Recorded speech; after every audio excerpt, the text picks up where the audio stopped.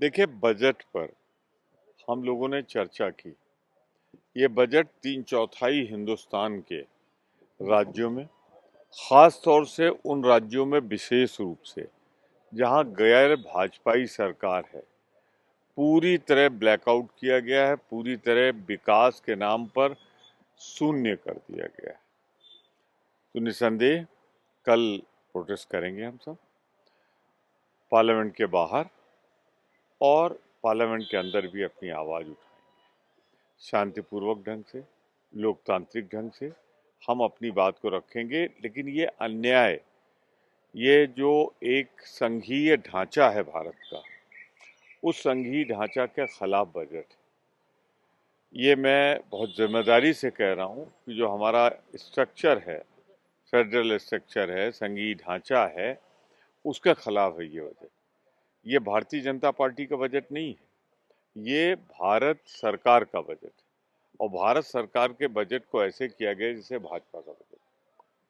आपको लगता है कि भेदभाव हुआ है सभी राज्यों के साथ और इसी वजह से आप लोगों ने ये फैसला किया? मैं कह तो रहा हूँ, वही बात तो कह रहा हूँ। सुबह कितने बजे सर? 10:30 बजे मकर द्वार पर आप सब सादर आमंत्रित हैं।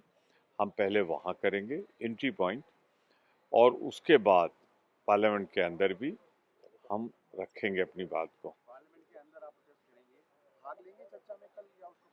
निश्चित रूप से भाग लेंगे, लेकिन अपनी बात तो कहेंगे ना, बात भी कहनी है अपनी। चर्चा में भाग भी लेना है, वहां भी कहेंगे, चर्चा में भी कहेंगे, और हम एक कदम और आगे बढ़ सकते हैं।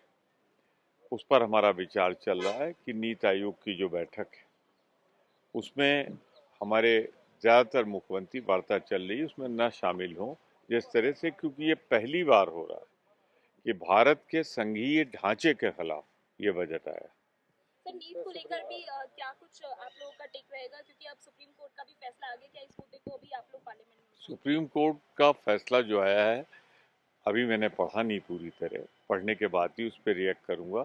लेकिन अजीब सा है कि ये मानते हैं कि लीक हुआ है, और आज इलेक्ट्रॉनिक युग में लीक होने के 1 मिनट के अंदर पूरे हिंदुस्तान में फ्लैश हो सकता है, और उसके बाद भी उसको जिस ढंग से लिया गया है, तो उसको पढ़ने के बाद हम प्रतिक्रिया देंगे। आज मैं मुख्य रूप से कहना चाहता हूँ कि शायद भारत के इतिहास का ये पहला बजट है जो संघीय ढांचे के खिलाफ। समाजवादी पार्टी की तरफ से सर कोई रिप्रेजेंटेशन था या फोन पे बात हुई आप लोगों की? देखिए, हम लोग की बात दोपहर में भी हुई, सुबह चलती रहती है, कोई पहुंच पाता है, कौन नहीं पहुंच पाता, कमिटमेंट होता है।